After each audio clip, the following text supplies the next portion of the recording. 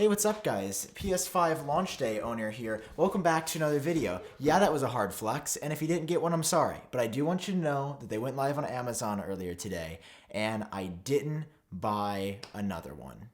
So one of you out there probably got the PS5 I was going to buy a second one of. So that is why I am flexing today. Apple is also flexing on their ability to continuously leak every single product that they haven't announced. I want to go over everything that's new in iOS 14.3 Beta 1 today because there's a lot of really cool stuff in here to talk about. There's also a lot of unreleased product details, including our clearest image yet from Apple themselves of AirPods Studio, and even more details about AirTags, which are the little tracking accessory that I think we're all just a little bit tired of talking about at this point. All right, drop a like if you guys are excited, hit subscribe for more.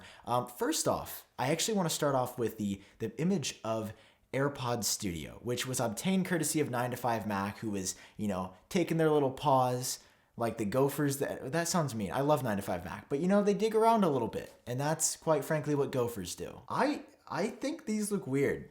I think these headphones look really weird. Now, of course, I think what's going to change our minds is when we see this outside of a cartoon depiction. Like, this is a sort of 3D-esque view of headphones that have metal arms connecting to foam ear pads and a more premium, potentially leather or breathable sport headband. This is to the T how Mark Gurman, who's been reporting on these for months, has described them.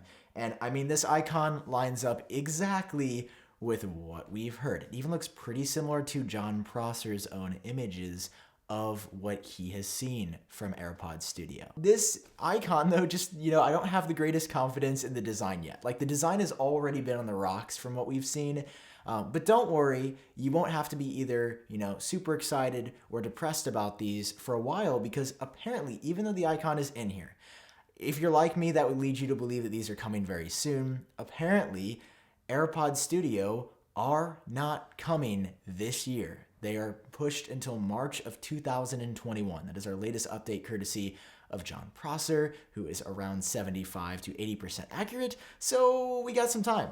We've got some time on AirPods Studio. However, what may be more prominent, what may be coming sooner rather than later, like potentially later this month, I don't really see it. But according to new stuff in iOS 14.3, there are more details than ever about AirTags. So 9to5Mac, again, mitting around with iOS 14.3, discovered this image, and then Mac Rumors, Steve Moser there discovered a video as well of a new setup image. And it shows, well, exactly what AirTags are going to be, which is a tile-like tracking accessory. I know we've talked about it forever, but in Apple's imagery, they show you putting this on a backpack. They show you putting it in your suitcase, or even putting it on a keychain, maybe throwing it on your bike as well.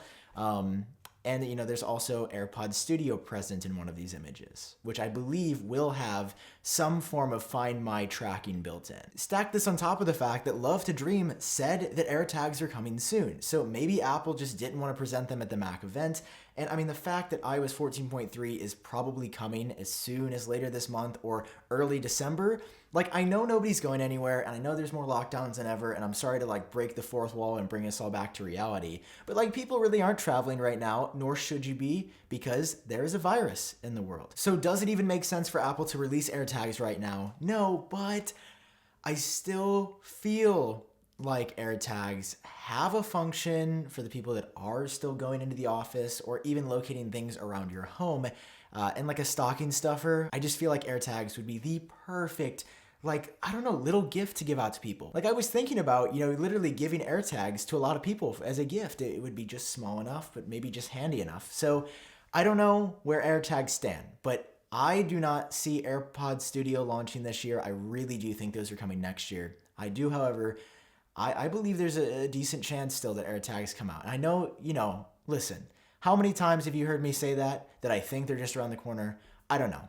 What I can tell you is that I'm following the same rumors, the people that I trust, the people that you should trust, and there's a lot of back and forth. But maybe this is the time we see it. Okay, but now I want to show you what's new in iOS 14.3. I installed it here on my iPhone 12 Pro. There's some really cool stuff. Support for PS5 controllers. See, there's a tie-in. There's a tie-in in this video. There's also Pro RAW support on the iPhone 12 Pro models. So let's go ahead and jump in. All right, so first up, let's head over to the camera app because there are some really cool changes, especially if you are on the 12 Pro. And I didn't realize how big of a deal these were until I started using them. The first one's really simple. It's support for scanning app clip codes. So these are those instant apps that Apple talked about. And when you use one of them, you'll be able to scan a code and get something that looks just like this. You'll be able to tap on play.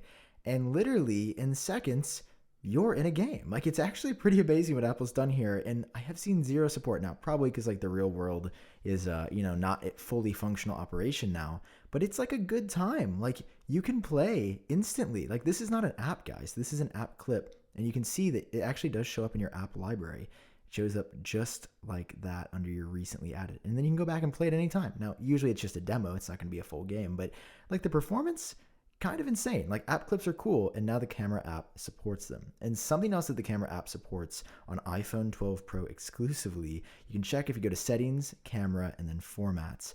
And there's a new option for Apple Pro RAW. Okay, you have to manually enable it. It is disabled by default, at least at this stage in the iOS 14.3 beta.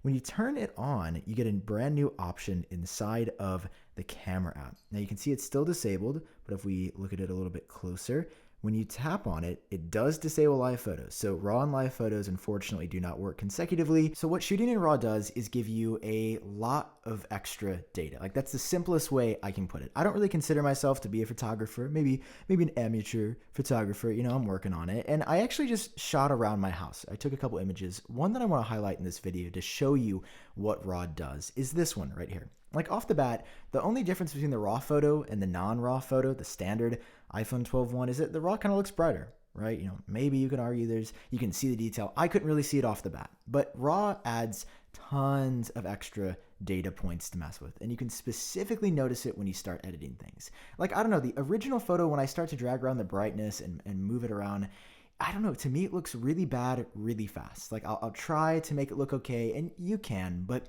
then when you start touching the RAW photo, you realize all the things that your camera captured by using the full sensor that you didn't pick up on, not only when you took the photo, but also when you just glanced at it. When you threw it in the editing software initially. Like, when I start bringing down the brightness, you're able to create this very cool, kind of stereotypically raw look in the image. And I don't know if I'm getting way too into this for you guys, but this was pretty cool to me. Like, it transformed a photo that really wasn't special into something that I was like, oh, I mean, like, everything sort of conforms around the light when you start editing it. I think it's very cool. And to me, like, this is a pretty game-changing feature on the iPhone. You've never had the ability without downloading a third-party app before to shoot RAW. And now Apple's unlocked that with Pro RAW coming in iOS 14.3.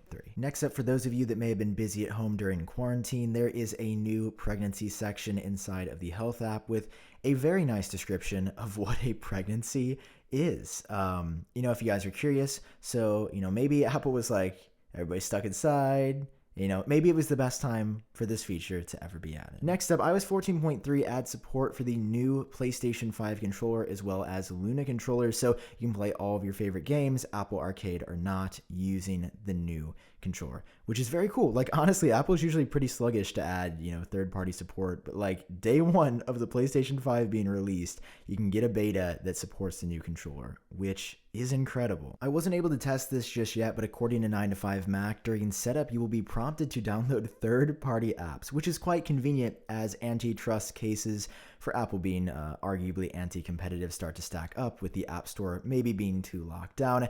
Apple's going to show you, well, hey, look at all these options you can get from third parties during setup on the iPhone now. It's going to be a great defense, I'm sure, in their case that, Apple will prompt you immediately when you set up your new iPhone to also download stuff from companies that are not Apple. And then finally, if we head over to settings, this is a pretty big one. Apple has added a new search engine default. And I say this is a big deal because Google reportedly pays Apple between $8 and $12 billion a year. This is a fun fact you can tell your friends, to keep Google the default search engine. Like, the fact that in everyone's iPhone, when I tap here and type in a phrase, there's a reason Google comes up first. It's because Google makes significantly more than $8 to $12 billion a year just off of everybody using Google, getting that data.